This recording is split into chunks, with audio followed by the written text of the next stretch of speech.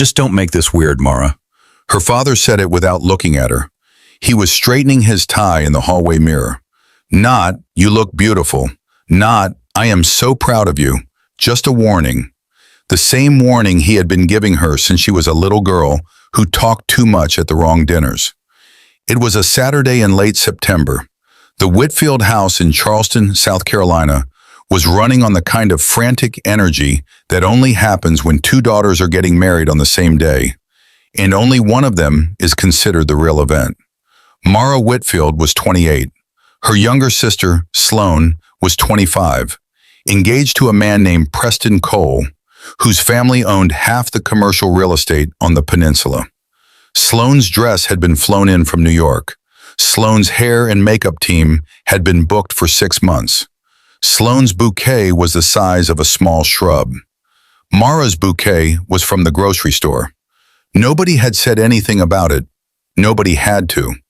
3 years earlier, Mara had moved to Ohio to take care of her grandmother through a long illness.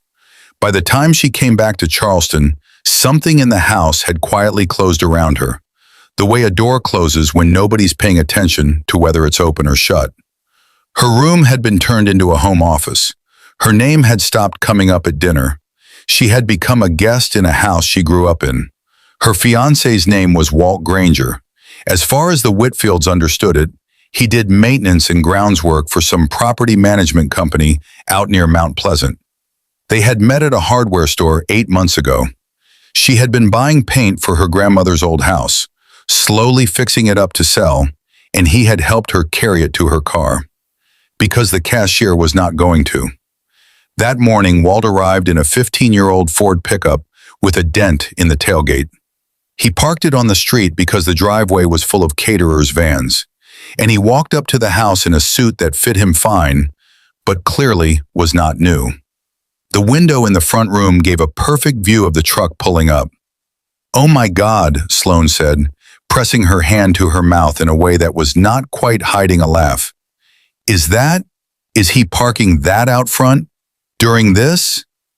A few of the early guests near the window laughed out loud. Mara's mother did not laugh, but she did not stop it either. She just turned slightly, like she was suddenly very interested in the flower arrangement on the side table. Mara's father pulled her into the kitchen. "If you want to call this off, now's the time," he said quietly. "I can make it disappear. Nobody outside this house has to know."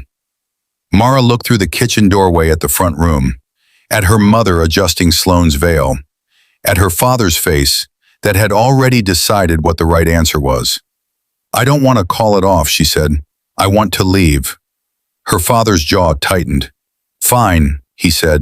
"Go then." There was no walk down an aisle for Mara. No one fixed her hair before she left.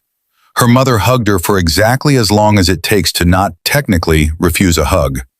Her sister said, "Good luck," the way you would say it to someone leaving for a job interview you did not think they would get. Mara climbed into the passenger seat of the pickup truck.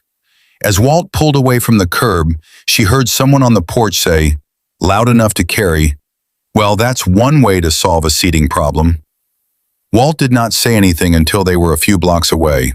Then, "You okay?" "I will be," Mara said, and she found that she meant it. Walt's place was a one-bedroom rental above a tackle shop near the marina, the kind of apartment where you could hear the ice machine downstairs at night. It smelled like salt water and old wood. "It's not much," he said, setting her bag down. "I grew up in a house with a guest wing nobody used," Mara said. "It didn't make anyone happier." She looked around. A window that faced the boat slips, morning light coming in low and gold. "I like it here." He smiled, the kind of smile that started slow and meant it. "There's room on the windowsill for a plant or two if you want." His mother came by that evening, a big, warm woman named Carol, who showed up with a casserole dish and absolutely no concept of an inside voice. She wrapped Mara up in a hug before Mara had fully gotten the door open. "There she is," Carol said. "Walt's been talking about you for months and being weird about it, which means it's serious. Welcome home, honey. I mean that. This is your home now, whatever it looks like." Mara stood there, The casserole dish balanced awkwardly between them, and realized she could not remember the last time someone in her own family had said the word home to her like it was a fact and not a transaction. 3 weeks later, Sloane called. "There's a thing at the yacht club Friday," she said, breezy, like nothing had happened. "Preston's firm is hosting it. You and Walt should come. It'll be fun. And honestly, it'll be good for people to see you're fine. You know, after everything." Mara's stomach tightened at "after everything." Like leaving on her own wedding day had been a diagnosis. "I'll think about it," she said. She told Walt that night, and he set his beer down slower than he needed to. "You don't have to go," he said. "If I don't, Sloane tells everyone I'm hiding. I'd rather walk in there and let them see I'm not. Then I'm coming with you." "Walt, you don't have to. I'm not letting you walk into that room by yourself." "That's not a discussion." She did not argue. Before they left for the club, he reached into his jacket pocket and took out a small ring box. Inside was a thin gold band with a single small stone, the setting worn smooth with age. "This was my grandmother's," he said. "I was going to do this somewhere nicer, but I don't want you walking in there tonight without something that's actually yours." She let him put it on her finger. "Don't lose it," he said, half joking. "I won't," she said, and meant that too. The Charleston Harbor Yacht Club at night looked like money had been poured into it until it stopped making sound. Sloane found them within minutes. Preston's arm looped through hers like an accessory she had selected herself. "You came," Sloane said, scanning Mara's outfit with the speed of someone doing inventory. "You look good, considering." Preston barely glanced at Walt. "Maintenance guy, right? Good for you, man, showing up to one of these in a real suit." Sloane laughed like he had said something clever and steered Mara toward a cluster of men in expensive blazers. "This is Mr. Aldridge, Mr. Conroy, and Mr. Pace," Sloane said. "My sister, Mara. Her husband's last name is Granger, actually. Funny coincidence, since that's the same as the Granger family that owns half the marina leases around here." She laughed lightly. "He just does the grounds work for them, though." Mr. Aldridge's smile did not move, but something behind his eyes did. "Granger," he repeated. "I see." His gaze dropped to Mara's hand, to the ring. "That's a beautiful piece," he said carefully. "My husband's grandmother's," Mara said. "Of course it is," Aldridge said, and he excused himself almost immediately. Mara watched him cross the room, pull out his phone, and start typing. She found Sloane near the bar a few minutes later, alone. "Why did you really want me here tonight?" Mara asked. Sloane's smile flickered, then came back, smaller, sharper. "You know what your problem is?" Sloane said. "You don't even try, and people still look at you like you're the interesting one. I spent years doing everything right in that house, and you spent 3 years in Ohio wiping our grandmother's chin. And somehow you are the one who gets to walk away and look like you won something. I didn't take anything from you, Sloane.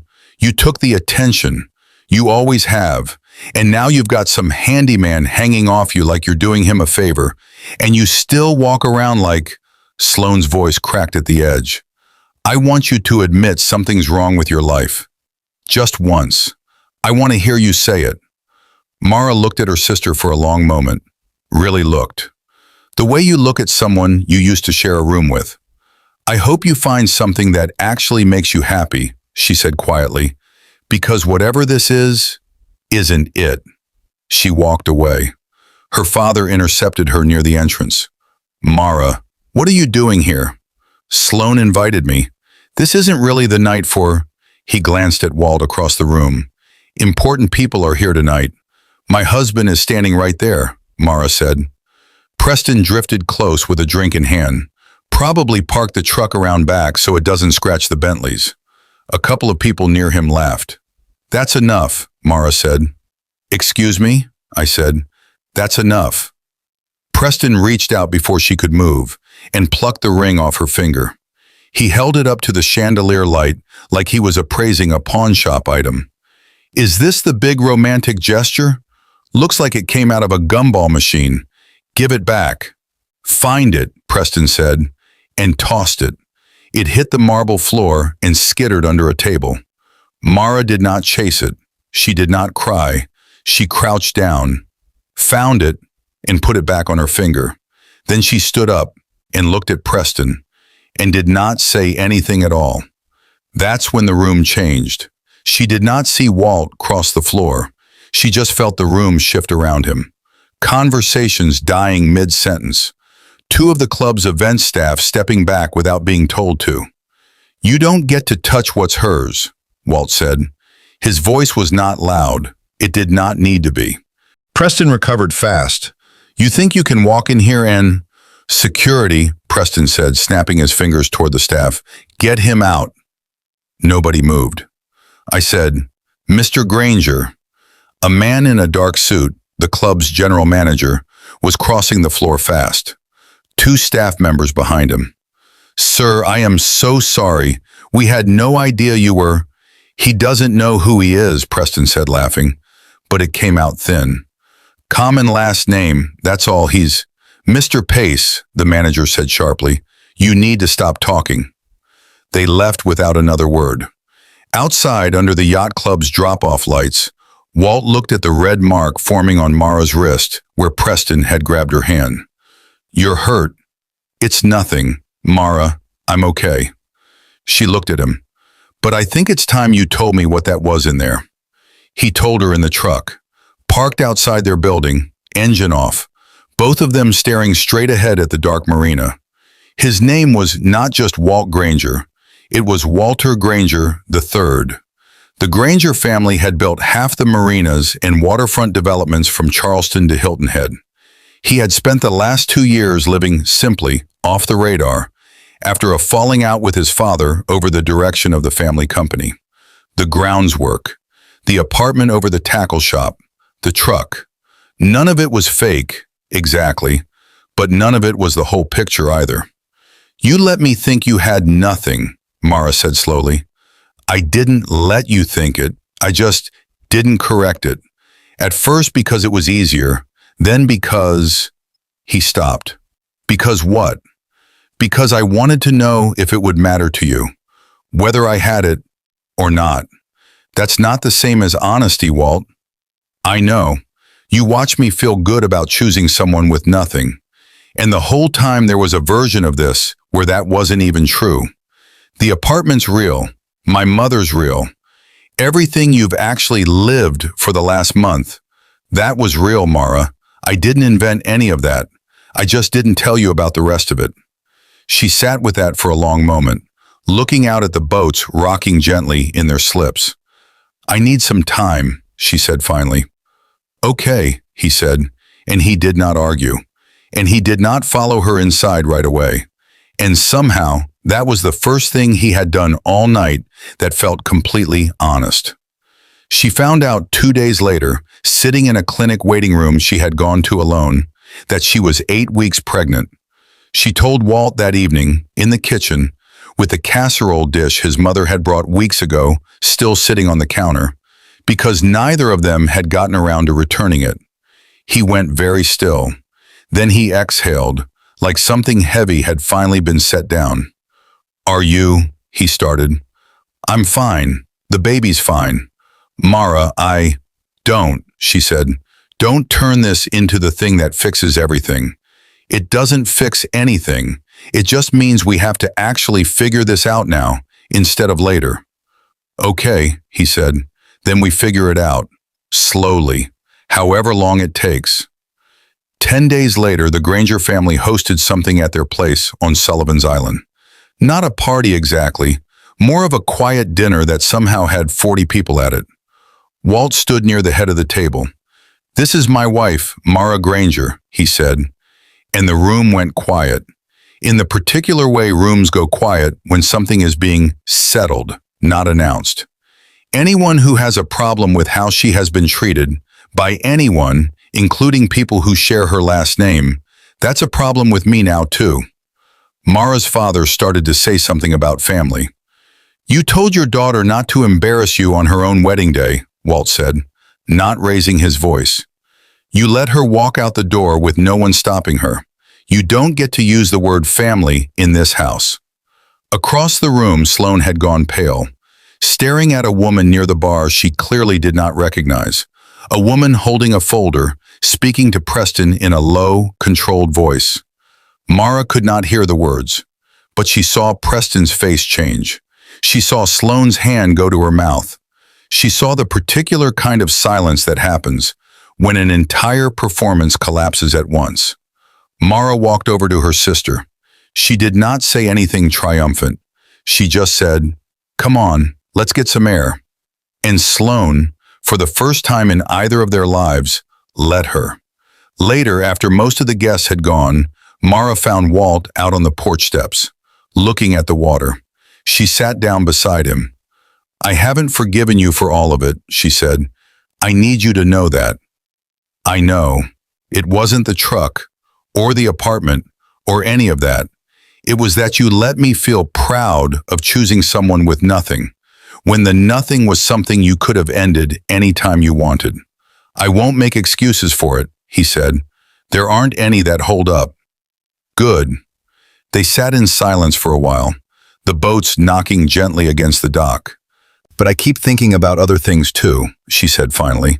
"The way you crossed that room tonight before I even saw you move. The way you never once asked me to be anyone other than who I actually was, even when you were the one hiding something. I'm not going anywhere," Walt said, "but I mean it about Slow. We build this honestly from here, or we don't build it at all." "One step," Mara said. "One step," he agreed. She looked out at the dark water, the lights of the boats reflected and breaking apart on the surface. "My whole life I thought I wanted my family to choose me," she said quietly. "Like if they just picked me once, I would finally feel like I belong somewhere." She looked down at the ring on her finger. Small, plain, real. "You didn't pick me because of what I could do for you. You picked me before you even let me know who you really were. And somehow, that's still the most chosen I have ever felt in my life." Walt reached over and took her hand. Neither of them said anything else. The water kept moving, and for the first time, Mara was not in a hurry to be anywhere else.